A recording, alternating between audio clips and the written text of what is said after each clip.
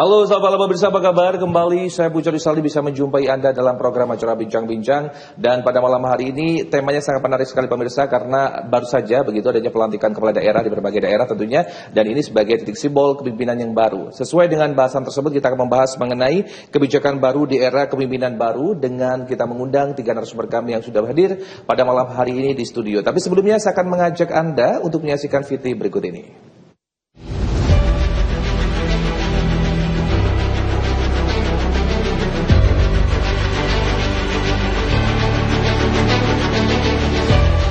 Presiden Prabowo Subianto hari ini resmi melantik 961 orang kepala daerah beserta para wakilnya. Pelantikan serentak ini pertama kali dilakukan dalam sejarah, yang dilakukan secara bersamaan digelar di halaman tengah Istana Negara Jakarta Pusat.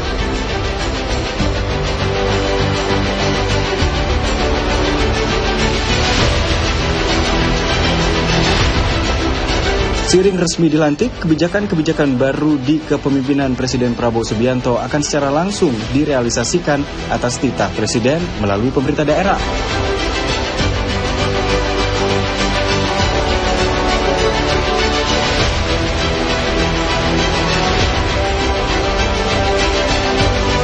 Kebijakan-kebijakan baru yang saat ini masih dalam tahap uji coba pun akan secara langsung dilakukan, khususnya yang bersinggungan dengan anggaran daerah, seperti kelangsungan makan bergizi gratis, cek kesehatan gratis yang terus berjalan. Kebijakan baru lainnya seperti penghentian distribusi LPG di tingkat pengecer yang berdampak kelangkaan, tarif PPN 12% yang meresahkan.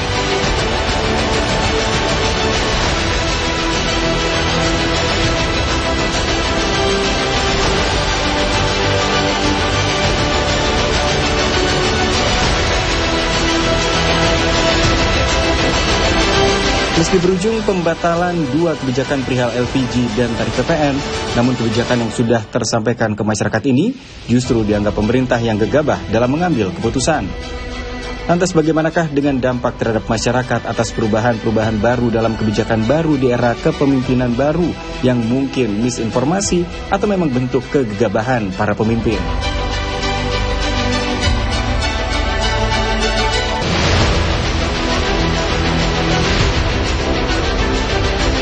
Efisiensi anggaran yang berdampak terhadap ketidakmaksimalan pelayanan publik juga banyak dikeluhkan. Akankah masyarakat, khususnya generasi bangsa yang digadang-gadang menjadi generasi emas 2045 ini, akan pupus kepercayaan terhadap pemerintah?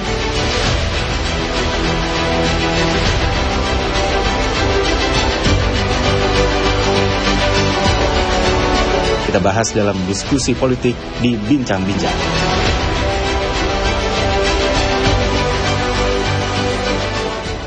Ya, baik pemirsa, kita kembali ke studio masih dengan bahasan kita pada malam hari ini, membahas mengenai kebijakan baru di era kepemimpinan baru. Sesuai saya informasikan tadi di awal, kami sudah mengundang 3 narasumber kami dan 1 masih kami menantikan untuk bisa bergabung bersama kami. Tapi sebelumnya izinkan saya terlebih dahulu untuk menyapa kedua narasumber yang sudah hadir sebelumnya ya. Yang pertama saya akan sapa terlebih dahulu, sudah hadir Ibu Diana Rahmasari selaku psikolog UNESA. Selamat malam Ibu. Selamat malam. Iya, senang bisa berbincang pada malam hari ini. Saya butuh pendapat Anda terkait mengenai bahasan kita pada malam hari ini. Dan di samping beliau sudah hadir yaitu Bapak Bayaki Syirat selaku pengamat politik. Selamat malam Pak Bayaki. Selamat malam. Iya, senang bisa berjumpa kembali Pak pada malam hari ini ya. Saya ingin tanya kembali mengenai pendapat Anda juga sama halnya seperti Bu Diana terkait mengenai bahasan kita pada malam hari ini. Tapi sebelumnya kita harus break dulu sejenak pemirsa. Anda jangan beralih kemana-mana, tetap bersama kami dalam program acara Bincang-Bincang.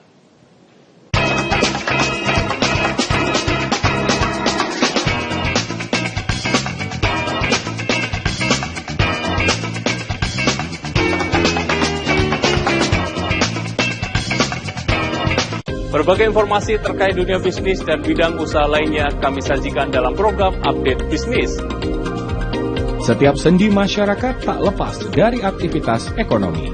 Berita seputar ekonomi mikro dan kerjasama bisnis kami hadirkan dalam program Update Bisnis. Update Bisnis, pukul 13 waktu Indonesia Barat di Jawa Pos TV. Mengawali aktivitas hari Anda, kami hadirkan bincang seputar dunia kesehatan bersama dengan dokter-dokter ahli di bidangnya. Ispa itu sendiri bisa menyebabkan yang pertama itu tadi ya batuk, pilek ringan. Jadi dengan Update Sehat Pagi, Senin hingga Jumat pukul 6 waktu Indonesia Barat. Di Jawa Pos TV.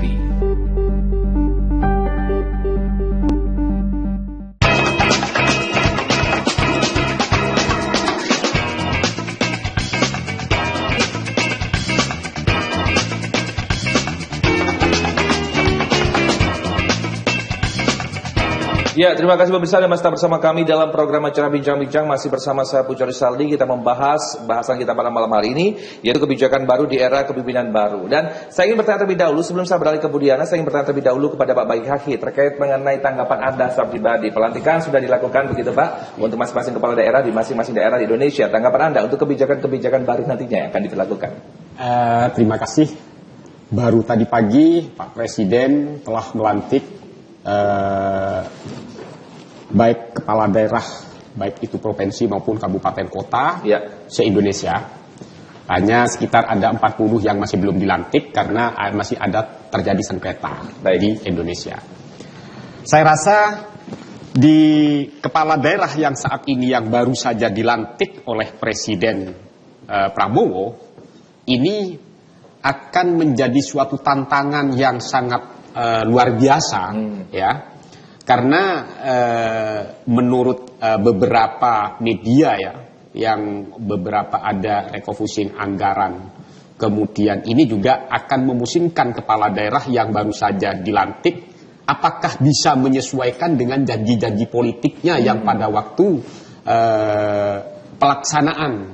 sebelum pelaksanaan pemilu ini, dia sudah berjanji terhadap masyarakat yang notabene-nya janji-janji politik yang sudah dikemukakan terhadap masyarakat di lingkungannya. Baik, betul. Oleh karena itu, ini merupakan suatu tantangan. Bagaimana caranya untuk mengatasi permasalahan-permasalahan yang saat ini timbul. Tatkala sebelum dilantik sudah ada pemangkasan anggaran yang telah efisiensi oleh pemerintah. Nah, oleh karena itu, kepala daerah yang telah dilantik tadi, saya rasa juga mempunyai suatu harus pintar-pintar ya, supaya efisiensi anggaran ini tidak berdampak secara langsung terhadap masyarakat yang dipimpinnya. Kalau sampai terjadi dampaknya secara langsung terhadap masyarakat yang dipimpinnya, maka secara otomatis ya kepercayaan masyarakat akan menurun. Baik, Pak Bahagi, berkaitan mengenai kebijakan-kebijakan sebelumnya yang pernah dilakukan oleh pemerintah, baik itu PPN yang naik 12%, terus kemudian LPG juga ada pembatasan terkait hal ini, dan itu bersifat, saya pikir terkesan terburu-buru dan juga terkesan pelin-pelan begitu, dalam arti kan ada konsistensi yang jelas dalam hal ini. Apakah ada potensi kemungkinan begitu pada saat ada kebijakan-kebijakan baru muncul di kepemimpinan yang baru nantinya ini, di masing-masing daerah? Ini kan harus dihati-hati, ini artinya yang kemarin yang ada ketidaksinkronan antara pembantu pemerintah dengan presiden, ada ketidaksinkronan sehingga nanti ini suatu pembelajaran. Artinya pemerintah daerah jangan sampai dalam hal setelah mengeluarkan instruksi atau pergub atau perbub atau apa semacam apa, ini jangan sampai begitu dikeluarkan belum dilaksanakan kemudian ditarik kembali. Ini jangan sampai. Lah kalau itu sampai terjadi, maka akan terjadi yang dianggapan dari masyarakat nanti akan dianggap pelin-pelan. Baik, saya beralih ke Bu Diana. Bu Diana, kalau kita ketahui bahwa respon masyarakat ini kan berbeda-beda begitu pada saat kebijakan ini muncul di tengah-tengah masyarakat. Nah, kita tembak dari sisi psikologis, bagaimana? Apakah akan terjadi trust issue kemudian jika ada kebijakan-kebijakan lanjutan? Karena mengingat setiap kebijakan tidak pernah tuntas begitu, tiba-tiba ada perubahan lagi, lihat respon masyarakat begini, diubah lagi dan sebagainya. Bagaimana tanggapan Anda? Iya, saya mencermatinya dari sisi psikologis ya, artinya begini. Kebijakan baru berarti ada perubahan, kan begitu. Pemerintahan baru, pejabat baru, pastinya ada perubahan. Baik. Yang abadi dalam kehidupan ini kan perubahan ya. Jadi pastinya setiap ada perubahan, entah itu kebijakan, entah itu pimpinan, itu pasti secara psikologis akan ada hope, harapan-harapan baru, aspirasi-aspirasi baru, kan begitu. Jadi tentunya masyarakat akan menanamkan harapan-harapan baru terhadap perubahan yang ada, kan begitu. Nah tentunya ini akan memberikan sebenarnya satu sisi harapan ini, perubahan ini menimbulkan harapan, tentunya juga membuat optimisme, semangat baru, gitu kan begitu. Asal perubahan itu tentunya sesuai dengan perubahan yang terjadi itu memenuhi kebutuhan harapan masyarakat. Tetapi kalau perubahan itu tidak sesuai dengan harapan masyarakat, kebutuhan, nah ini yang nanti akan menimbulkan stres, kecemasan gitu ya. Dan iya memang karena seperti itu akhirnya menjadi trust issue kan begitu. Analoginya begini, pada saat misalnya gini ya, lifespan development ya, kita dari bujang terus menikah. Pada saat menikah tentunya kan punya harapan-harapan terhadap pasangan kan, gitu ya. Jadi istri punya harapan tertentu pada suami sebaliknya. Harapan-harapan sesuai dengan kebutuhan. Tapi manakala dalam perjalanan kemudian ternyata harapan itu tidak sesuai dengan kenyataan, ya antara harapan dan kenyataan gap, muncullah masalah. Nah, masalahnya itu trust issue, stres, cemas, kesedihan, dan dinamika psikologis yang baik itu individual maupun psikologi massa. Nah, lantas kira-kira bagaimana Bu terkait mengenai hope dan juga harapan ini secara basic biasanya ini hope seperti apa yang diinginkan oleh masyarakat sebenarnya umumnya?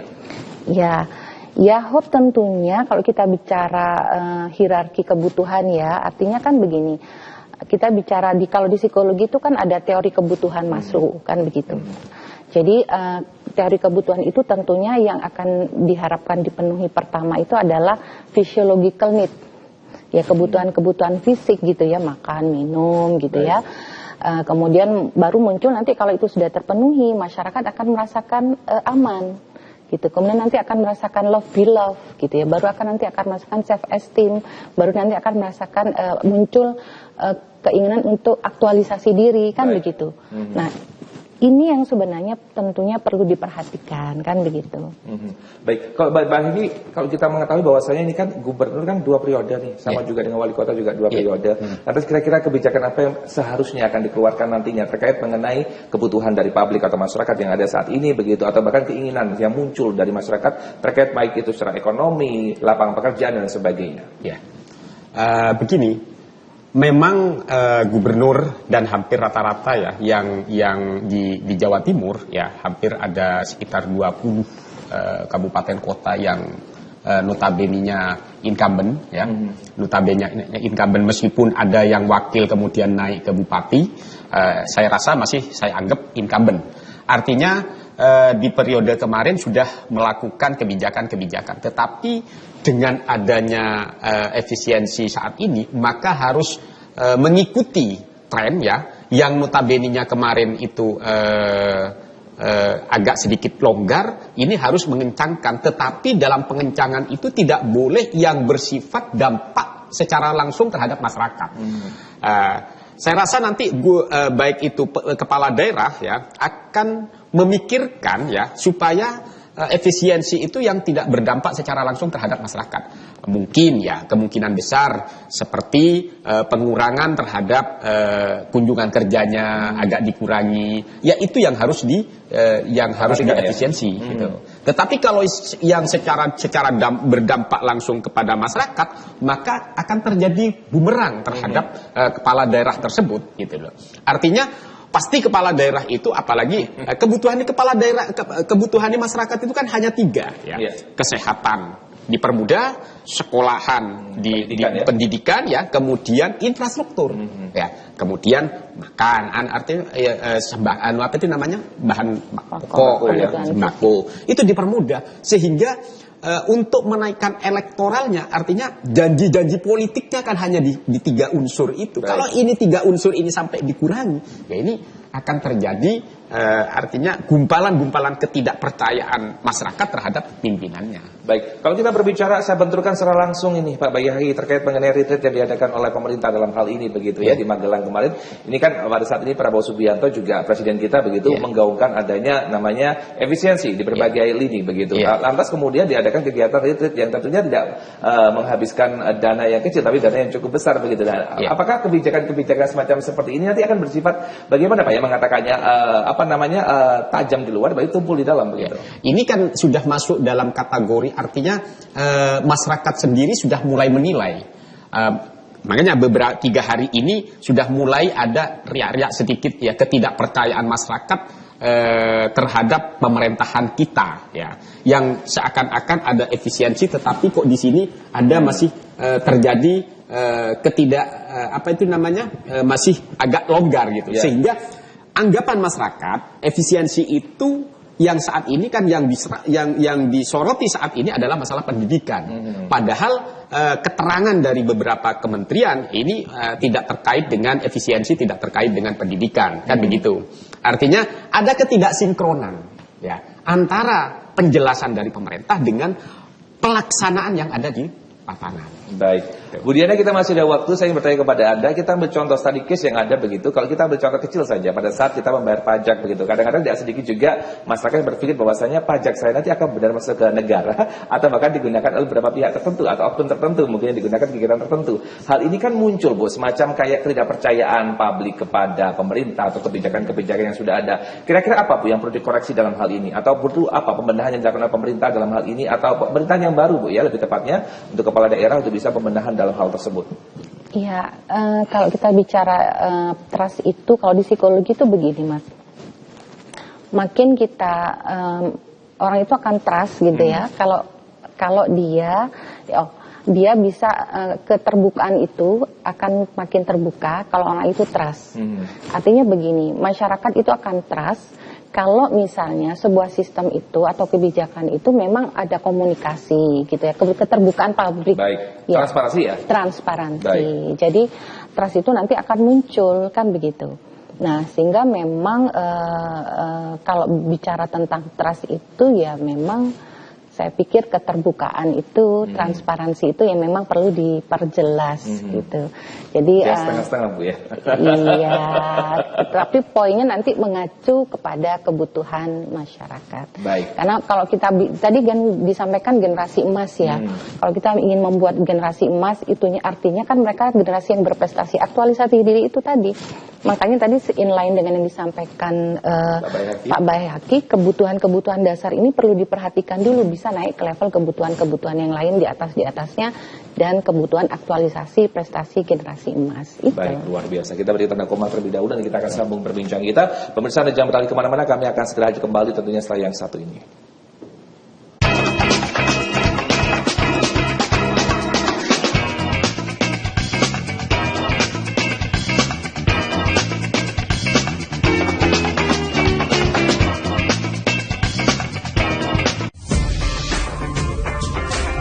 Saksikan program dialog mingguan yang membahas tentang serba-serbi dunia otomotif, dari modifikasi, komunitas, hingga tips dari praktisi otomotif.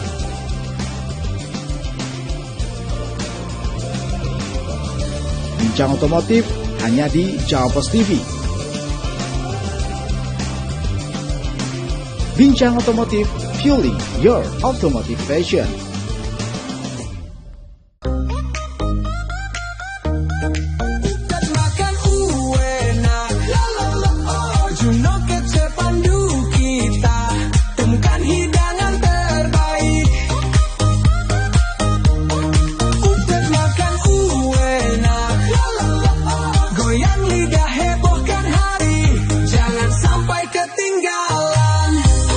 Saksikan terus program Update Makan Mana Lolo.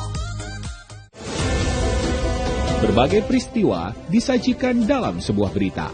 Berbagai informasi disajikan sesuai fakta.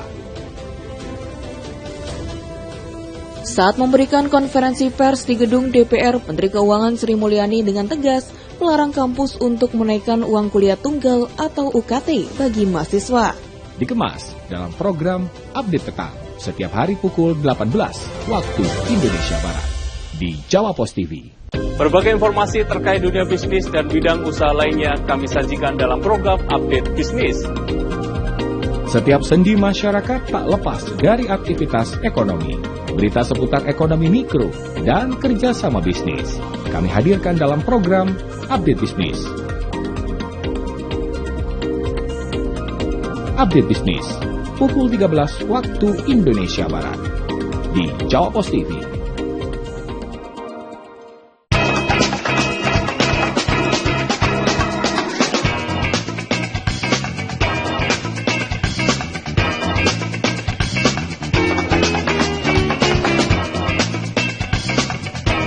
Ya, baik pemirsa, tiba kita pada segmen selanjutnya di program acara Bincang-Bincang dengan bahasan kita itu kebijakan baru di era kepemimpinan baru pemirsa. Dan saya ingin bertanya kembali kepada Pak Baihaqi terkait mengenai bahasan kita pada malam hari ini. Pertanyaannya cukup simpel Pak. Nah, berkaitan mengenai proses pelantikan kepala daerah serentak ini, akankah mempengaruhi dinamika politik lokal di Indonesia Pak?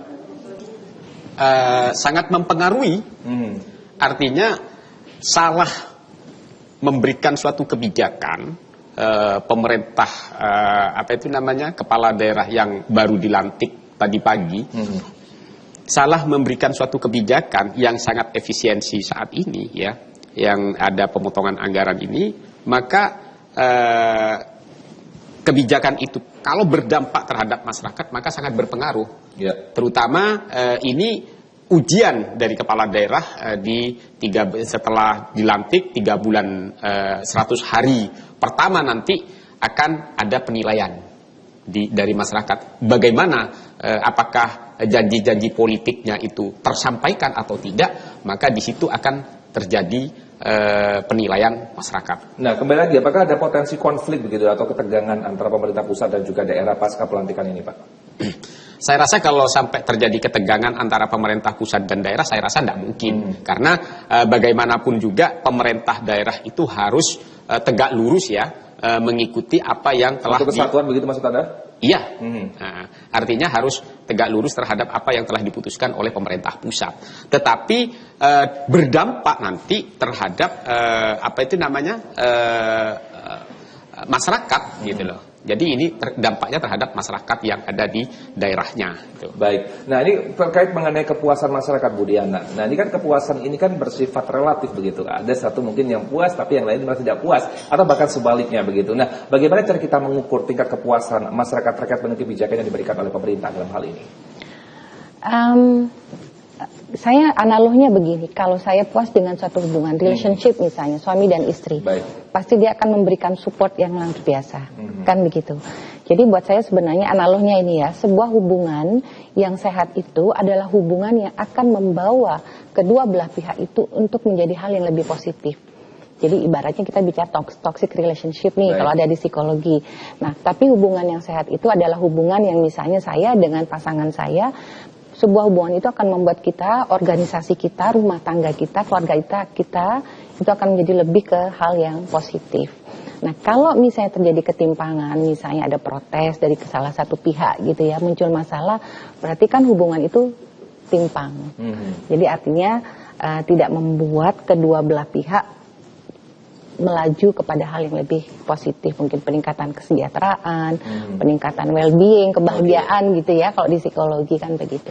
Kepuasan masyarakat kan indikatornya adalah salah satunya mereka well-being, bahagia, karena kebutuhannya terpenuhi. Baik, perlukah pemerintah daerah maupun pusat begitu melakukan cek terkait mengenai kepuasan publik dalam hal ini terkait mengenai kebijakan yang sudah dikeluarkan? Tanggapan Anda? Poinnya kalau tadi yang disampaikan Pak Baihaqi mestinya kan seragam, sama gitu ya. Jadi saya sepakat, artinya sebuah komunikasi itu artinya sebuah kebijakan diterjemahkan sama kan begitu. Jadi tidak ada mispersepsi, tidak ada misunderstanding kan itu istilah psikologinya ya, supaya tidak ada mispersepsi, misunderstanding dalam menerjemahkan suatu kebijakan berarti kan komunikasi. Gimana komunikasi itu bisa terjalin? Balik lagi nanti transparansi, keterbukaan kan begitu. Iya. Baik, Pak Baihaqi, berkaitan mengenai kebijakan yang dikeluarkan oleh pemerintah dalam hal ini, baik itu daerah maupun pusat ya, pro kontra saya pikir itu merupakan hal yang biasa begitu Pak Baihaqi. Nah pertanyaan saya bagaimana untuk bisa meminimalisir kontranya sehingga banyak yang pro, dalam arti kata di sini adalah menyetujui kebijakan yang ada atau dikeluarkan oleh pemerintah. Kira-kira poin-poin apa saja perlu diperhatikan dalam hal ini? Yang pasti setiap suatu kebijakan pasti berdampak terhadap risiko. Ya. Kebijakan apapun itu akan ada risikonya. Artinya selama kebijakan itu untuk masih dalam kategori untuk mensejahterakan masyarakat, saya rasa dampak risikonya tidak terlalu tinggi gitu loh. Artinya masih selama kebijakan itu diterima oleh masyarakat, maka pemerintah tersebut akan mempunyai suatu nilai yang positif. Tetapi kalau sampai kebijakan itu merugikan terhadap masyarakat, maka dampaknya yang seperti yang beberapa 3 hari ini sudah luar biasa ya, di beberapa daerah, bahkan tadi sudah terkumpul di Jakarta mulai hari Senin, sudah di Jawa Timur dan di beberapa daerah sudah melakukan aksi ya. Ini kan suatu kebijakan dari pemerintah yang implementasinya kurang populis gitu. Sehingga dalam segi implementasinya yang kurang populis itu, terutama teman-teman mahasiswa ini melakukan gerakan. Nah, ini harus ada evaluasi dari pemerintah gitu. Dan sepertinya perlu ada penyesuaian ya, Pak Bheki ya. Dalam artian di sini adalah tidak dipukul rata semua daerah memiliki kebijakan sama begitu, atau mungkin ada penyesuaian antara satu daerah dengan daerah lainnya. Mengingat permasalahan dan juga problem permasalahan juga berbeda. Ya seharusnya memang tidak dipukul rata gitu loh, karena permasalahan di Jawa Timur saja, permasalahan yang terjadi di Ponorogo dengan permasalahan yang terjadi di Sampang ini akan terjadi perbedaan. Nah, ini tidak harus dipukul rata. Apa yang di sana itu yang diperlukan oleh masyarakat, apa yang diperlukan oleh masyarakat Surabaya kan? Artinya harus menyesuaikan terhadap daerah itu sendiri. Baik, kita beri jeda terlebih dahulu dan kita akan sambung lagi perbincangan kita. Pemirsa, Anda jangan beralih kemana-mana, kami akan segera hadir kembali tentunya setelah yang satu ini.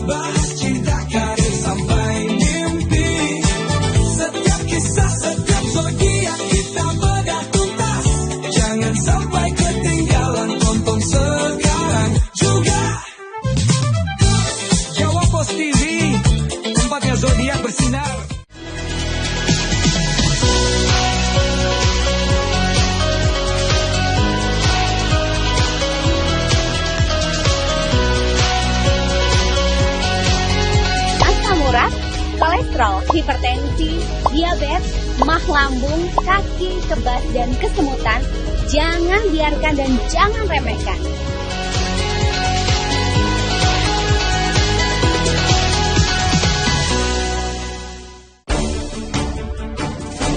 Mengisi waktu siang Anda, kami hadirkan berbagai informasi yang terjadi. Melaporkan peristiwa langsung dari lokasi. Sejak dibuka pada 4 Februari lalu, pemesanan tiket kereta api mudik lebaran terus mengalami peningkatan. Tiket kereta mudik untuk H-1 hingga H-3 lebaran telah ludes terjual. Update siang, setiap hari pukul 11.30 waktu Indonesia Barat di Jawa Pos TV.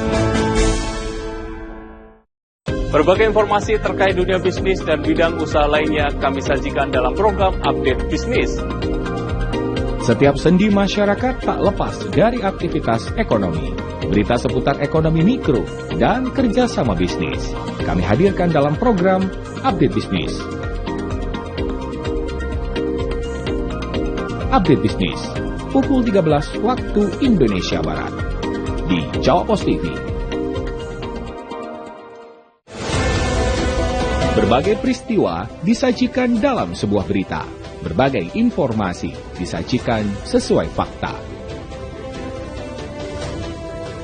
Saat memberikan konferensi pers di gedung DPR, Menteri Keuangan Sri Mulyani dengan tegas melarang kampus untuk menaikkan uang kuliah tunggal atau UKT bagi mahasiswa. Dikemas dalam program Update Petang setiap hari pukul 18 waktu Indonesia Barat di Jawa Pos TV.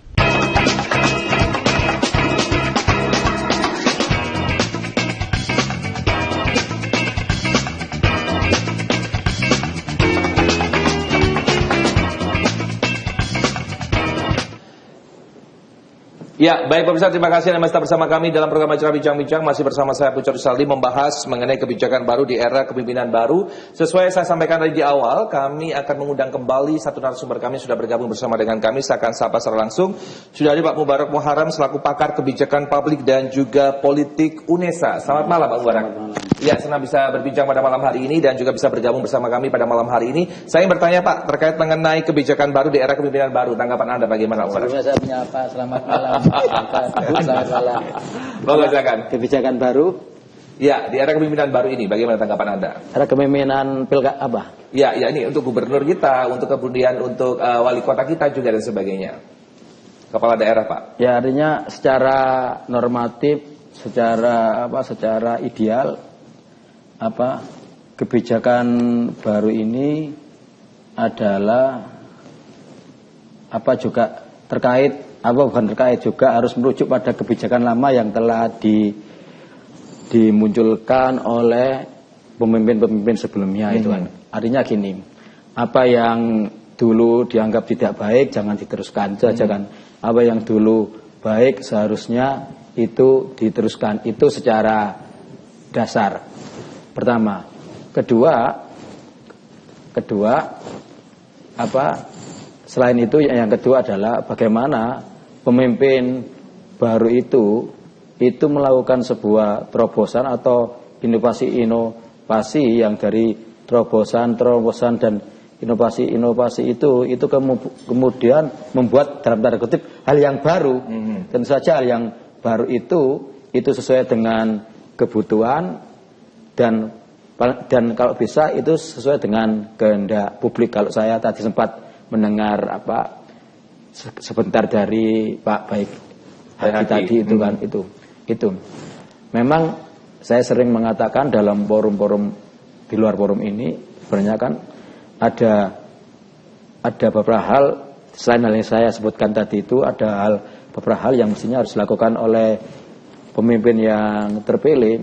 Dia membuat kebijakan itu berdasarkan suara-suara dari bawah, sehingga kebijakan itu nanti yang ia munculkan itu senapas seiring dengan keinginan bawah. Pertama, tetapi kedua ada juga mungkin ada kebijakan-kebijakan baru walaupun masyarakat bawah itu tidak memikirkannya, walaupun masyarakat bawah itu tidak berpikir tentang hal itu, tetapi bila ada hal baru yang itu sebenarnya tidak terpikirkan oleh masyarakat bawah, tetapi dianggap ini menurut pemimpin itu sangat sesuai untuk memperbaiki kesejahteraan, memperbaiki kemajuan daerah, itu juga harus dilakukan. Itu yang namanya inovasi itu. Inovasi itu kan kadang dari top down bukan bottom up, gitu kan. Jadi dua perpaduan saya pikir kebijakan yang itu memang senafas aspiratif dengan bawah, itu yang dikatakan oleh bawah. Kedua, kebijakan yang mungkin itu adalah memang itu murni jenuin dari pemimpin dan bawah tidak berpikir itu, tetapi kebijakan itu bermanfaat gitu. Itu yang namanya kebijakan inovatif dan visioner, ya itu. Baik. Pak Mubarak kembali menyampaikan apa yang disampaikan tadi, bahwasanya pada saat setelah pasca pelantikan ini, apakah ada perlu kebijakan atau program tertentu yang diubah atau disesuaikan Pak dalam hal ini? Tadi itu kan paling mendasarkan tadi dua hal kan yang mendasarkan. Pemimpin baru itu meneruskan kebijakan yang sudah ada dari rezim apapun, dari pemimpin apapun, entah pemimpin yang dianggap waktu kontestasi kemarin itu adalah lawan, tetapi kalau itu baik, yaitu ya harus diteruskan, atau tidak meneruskan kebijakan yang dulu dianggap bermasalah, baik bermasalah bagi rakyatnya, termasuk juga bermasalah mungkin ya bagi kemajuan atau pembangunan keseluruhan dari kota itu sendiri, kota dan kabupaten itu sendiri. Baik, kita beralih ke Bu Diana. Bu Diana, menanggapi apa yang sudah disampaikan tadi di awal begitu, pada saat pergantian kepemimpinan atau kepemimpinan yang sudah ada kemudian dipilih kembali, pasti ada kebijakan-kebijakan nantinya yang akan berubah begitu. Apakah ini bisa dikatakan sebagai tradisi? Tanggapan Anda secara pribadi dari sudut pandang psikologis bagaimana, Bu? Orang itu akan cenderung mempertahankan sebuah kenyamanan, well-being, kan begitu. Kalau misalnya ternyata dirasa apa yang selama ini dilakukan itu memberikan dampak well-being gitu ya, memberikan dampak kesejahteraan untuk eksternal, internal. Eksternal ini kan masyarakat secara umum, internal dirinya sendiri kan begitu. Artinya dengan kebijakan yang dibuat itu menambah elektabilitas, integritasnya, maka itu akan dipertahankan. Ya, tapi kalau misalnya memang itu dari hasil evaluasinya, mestinya dari hasil evaluasi, dari lakukan need assessment begitu ya. dan assessment terhadap kebutuhan masyarakat, maka ya memang idealnya dilakukan perubahan kan begitu. Jadi mengikuti kondisi-kondisi yang ada, pengambilan keputusan. Karena sebenarnya begini, keputusan yang dibuat itu adalah keputusan yang berdampak sebagai sebuah solusi, kan gitu. Keputusan itu memiliki nilai solusi untuk sebuah permasalahan yang ada. Nah, berkaitan mengenai huru-hara kebijakan yang akan muncul nantinya atau bahkan kebijakan yang sudah ada, ini apakah mempengaruhi mental dari generasi penerus yang sudah ada, Bu? Ya, kalau misalnya anak-anak zaman Gen Z sekarang itu kan kritis ya. Ya, mereka kan dengan akses informasi yang begitu terbuka, begitu ya, itu kan sebenarnya kalau misal mereka kan butuh role model gitu ya, butuh semacam platform, apakah itu kebijakan, rujukan, yang itu juga sebenarnya bisa membridging mereka untuk tahu what I have to do untuk masa depan saya kan gitu. Tapi kalau misalnya sedikit-sedikit berubah, kemudian itu menimbulkan kecemasan, menimbulkan ketidakpastian.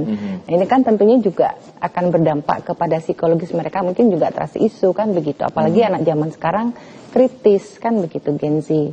Gitu. Baik, Pak Bahi, kita ketahui potensi kualitas dari pemimpin itu kan berbeda-beda ya. Ada yang diharapkan bersama sesuai dengan apa harapan kita, ada yang mungkin terpilih karena adanya masa dan juga dukungan politik yang sudah ada. Nah, pertanyaan saya cukup simpel, Pak Bahi, dengan kemampuan secara personal dari masing-masing pemimpin yang sudah ada, begitu, bagaimana bisa menghasilkan suatu bentuk kebijakan-kebijakan yang sesuai dengan kebutuhan dari publik atau masyarakat? Makanya di setiap daerah ini pemimpinnya kan tidak sama. Ya, artinya ada daerah itu mempunyai pemimpin yang inovatif. Kalau pemimpin yang inovatif sehingga bisa membaca terhadap masyarakat yang dipimpin, sehingga bagi daerah-daerah yang mempunyai pemimpinnya yang kurang inovatif, maka harus karena kepala daerah itu kan tidak berdiri sendiri. Ada dinas-dinas. Lah ini yang harus digali oleh kepala daerah yang terutama kepala daerah yang masih baru, mungkin masih meraba-raba untuk menyesuaikan diri supaya tidak janji-janji politiknya bisa tersampaikan, terutama di nanti di penilaian masyarakat mungkin di awal-awal kepemimpinan ini pasti akan dinilai oleh masyarakat, loh kok kepemimpinannya kok masih begini-begini saja. Nah, kalau kepemimpinan itu mempunyai dampak elektoral yang tinggi, maka dapatnya positif dari masyarakat, sehingga masyarakat menilai yang sangat positif. Tetapi kalau di 100 hari pertama ini, nanti setelah dilantik ini dia mempunyai hanya biasa-biasa saja, atau dengan alasan karena refocusing, karena ada efisiensi anggaran, ini dibuat suatu alasan, maka siap-siaplah bahwasannya pemerintah yang di daerah itu tidak akan mempunyai dampak elektoral yang tinggi. Baik, kita akan sambung lagi perbincangan kita ya. Baik, kita masih menyisakan 2 segmen. Pemirsa, ada jangan beralih kemana-mana, kami akan segera hadir tentunya setelah yang satu ini.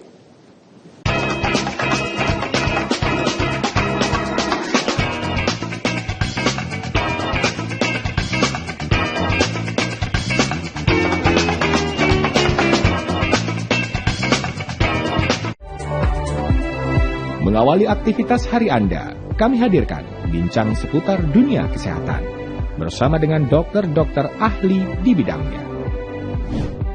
Ispa itu sendiri bisa menyebabkan yang pertama itu tadi ya, batuk, pilek ringan. Jadi dengan update Sehat Pagi, Senin hingga Jumat pukul 6 waktu Indonesia Barat di Jawa Pos TV.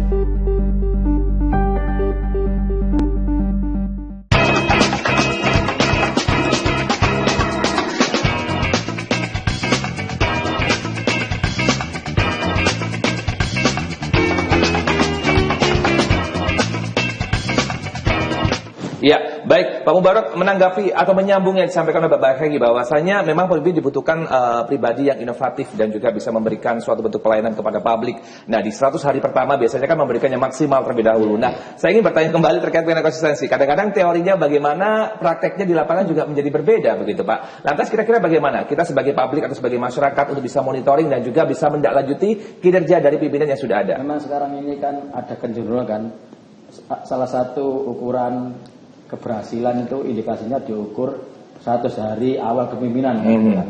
Maka kemudian benar yang dikatakan Pak Bayaki termasuk bahwa 100 hari itu para kepala pemimpin yang terpilih melalui pemilihan, entah presiden, entah gubernur, entah bupati dan wali kota, ingin menunjukkan keseriusannya selama 100 hari, ingin menunjukkan hasilnya yang bisa gunakan mikrofonnya, mohon maaf Pak. Iya, baik. Ingin menunjukkan hasilnya yang lebih bisa dilihat secara nyata, konkret oleh publik, sehingga kemudian 100 hari itu betul-betul dimaksimalkan itu kan. Tetapi sebenarnya logikanya ya tidak hanya 100 hari, tapi sampai kepemimpinannya sampai selesai kan itu. Nah, dalam konteks itu kemudian maka dalam 100 hari ini karena para pemimpin yang terpilih itu ingin memaksimalkan, maka kemudian juga pemilih atau rakyat di daerah itu juga harus secara cermat, tepat, itu harus mensinkronkan apa yang dilakukannya itu selama 100 hari itu dengan janji-janji yang disampaikan di awal. Pada awal itu kan. Apakah ini selaras apa tidak janjinya? Kalau nggak sesuai bagaimana Pak Mubarak? Nah, ini menjadi persoalan. Kalau tidak sesuai dalam konteks ini lebih buruk, ya itu harus kita kritik. Tetapi kalau dianggap janji-janjinya ini kok tidak relevan ya dalam 100 hari, dan ketika dia menyimpulkan bahwa janjinya tidak relevan dan kenyataannya dia tidak melaksanakannya, tetapi hasilnya lebih baik kepada masyarakat, ya enggak masalah. Gitu kan. Kalau yang buruk ya kita mau masalah buruk Pak. Kalau saya sebagai orang awam gitu, sebagai masyarakat, sebagai publik begitu mengetahui pimpinan saya 100 hari, oke, fine. Setelah pasca itu ternyata tidak sesuai dengan apa yang diinformasikan di awal begitu. Lantas harus melapor kemana Pak biasanya begitu? Ya. Atau bahkan apakah harus berdemonstrasi atau melengsarkan atau bagaimana? Banyak hal yang bisa dilakukan kan. Pertama ya kita coba menemui ataupun coba untuk menyampaikan secara langsung kepada pihak-pihak yang punya otoritas dalam membuat dan melaksanakan kebijakan. Tadi dikatakan Pak Bayaki bahwa kepala daerah kan tidak berdiri sendiri, tetapi juga ada dinas-dinas terkait. Kita sampaikan ke dinas hasil evaluasi kita, lalu kemudian kalau dinas tidak merespon, lalu ke pejabat yang tertinggi, bupati dan sebagainya. Kalau bupati tidak merespon, kita bisa ke parlemen, ke DPR, itu namanya jalur formal. Tetapi kalau jalur formal tidak bisa, kita kan bisa menggunakan apa yang namanya kemajuan teknologi informasi itu, media sosial itu. Kita sampaikan ke media sosial dan sebagainya. Saya pikir sekarang Pak Bayaki, Ibu, dampak media sosial itu sangat luar biasa. Ya. Banyak kasus-kasus yang sebelumnya itu tidak terselesaikan atau dihabiskan oleh pemimpin, tapi ketika itu diviralkan, disuarakan, akhirnya pemimpin itu kan akhirnya merespon. Pemimpin kan takut kehilangan kepercayaan dari rakyat ketika tidak memperhatikan apa yang menjadi viral di masyarakat. Itu. Baik. Nanti saya akan bertanya kepada demo juga alternatif terakhir. Saya pikir unjuk rasa yang dilakukan oleh komponen masyarakat, elemen masyarakat, sah saja Pak, termasuk mahasiswa, itu sah. Itu adalah hak konstitusi warga negara. Sebenarnya kan jangan anarkis. Oke, baik. Nanti saya ingin bertanya kepada Bu Diana terkait mengenai hashtag kabur aja dulu Bu ya. Dan ini lagi happening begitu di publik pada saat anak muda ini tidak mendapatkan pekerjaan begitu. Nanti kita akan sambung perbincangan kita masih menyisakan satu segmen. Pemirsa jangan berlari kemana-mana, kami akan segera kembali tentunya setelah yang satu ini.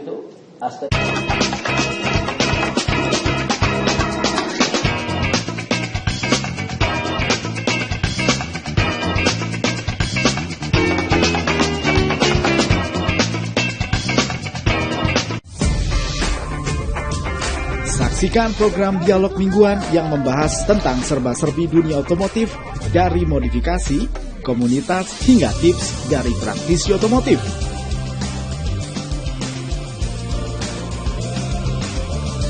Bincang Otomotif hanya di Jawapos TV. Bincang Otomotif, fueling your automotive passion.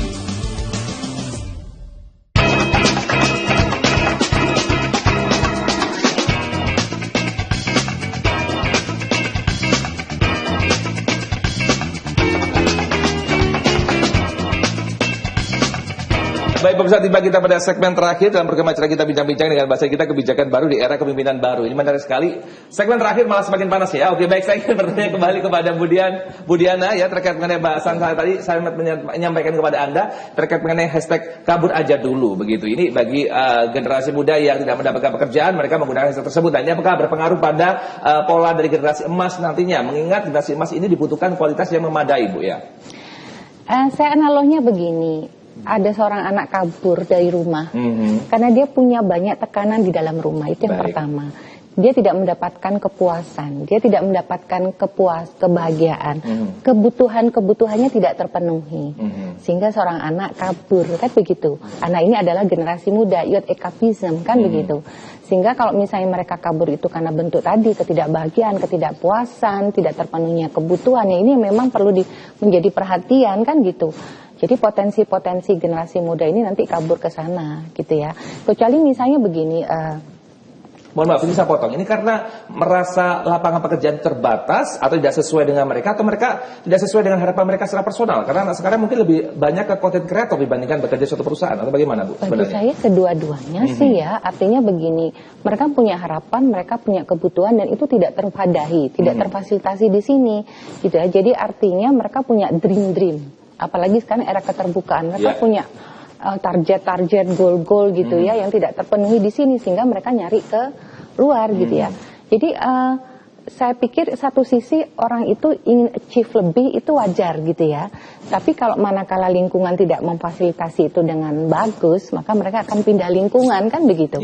Nah ini yang perlu dicermati, diwaspadai gitu ya, menjadi perhatian khusus, kan begitu. Baik. Nah, kalau saya sih membahasnya begitu. Apalagi nanti kalau misalnya berangkat ke sana, beda misalnya begini, saya studi ke luar negeri nih, saya mindfulness banget nih, saya ke sana ingin studi lanjut, kan begini.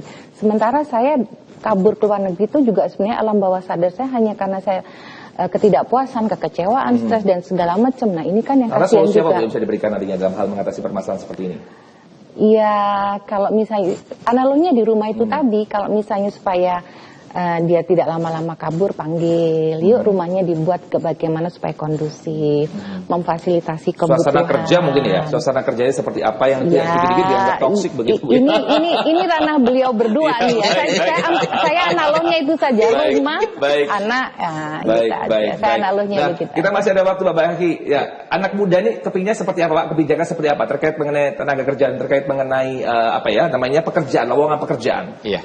Seperti apa tanggapan Anda, Pak? Ya, masyarakat di Indonesia terutama generasi milenial itu keinginannya kan cuma satu, yaitu dipermudah, artinya lowongan tempat tenaga kerja itu mudah gitu. Artinya tidak sulit, kemudian semua masyarakat itu bisa bekerja sesuai dengan keahliannya, kemudian mempunyai penghasilan yang UMR-nya cukup. Ini kan keinginannya, semua keinginan masyarakat, terutama anak-anak muda, keinginannya seperti itu. Tetapi kalau ada yang masyarakat anak-anak muda yang saat ini yang tidak mau bekerja tetapi ingin mempunyai usaha sendiri, ini harus difasilitasi oleh negara. Baik. Nah ini kan artinya ada fasilitas-fasilitas tertentu sehingga anak-anak muda ini bisa berkreasi untuk mendapatkan hasil. Baik. Sehingga tidak turun sampai ke jalan gitu. Baik, dia menjadi beban negara ya.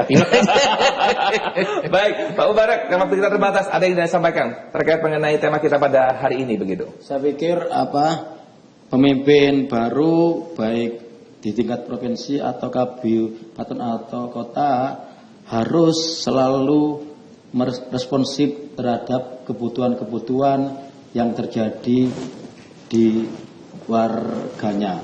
Salah satu pemimpin yang baik itu adalah tanggap terhadap keinginan dan aspirasi dari warga, dengan syarat memang keinginan dan aspirasi dari warga itu memang baik dan memang sesuai dengan kebutuhan. Itu jangan sampai pemimpin baru itu alergi mendengarkan keinginan suara dari warganya, dari rakyatnya. Apalagi kebakaran jenggot atau marah-marah atau emosi ketika ada warganya, rakyatnya menyampaikan aspirasi. Pertama, kedua, pelayanan publik harus terus-menerus selalu harus lebih baik dari sebelumnya. Harus disadari bahwa birokrat ataupun kepala daerah itu adalah mendapatkan kedudukannya karena tugasnya adalah melayani rakyat secara baik, dan itu harus dijamkan terus-menerus. Jangan sampai daerah yang sudah reformasi yang sudah lama ini masih ada lagi nanti pelayanan yang tidak optimal. Itu jangan. Baik, saya ucapkan terima kasih banyak atas waktu yang mubarak. Bu Diana, terima kasih banyak. Pak Bayahi, senang bisa berbincang dengan Anda. Kita ketemu di kesempatan dan sukses untuk Anda bertiga. Baik, pemirsa, tiba kita pada penghujung acara. Akhir kata saya Puncari Saldi mewakili kru kerabat kerja yang bertugas mengucapkan banyak terima kasih atas perhatian Anda, dan jangan lupa menyaksikan Jawa Post TV, independen, respect, menghibur. Selamat malam dan sampai jumpa.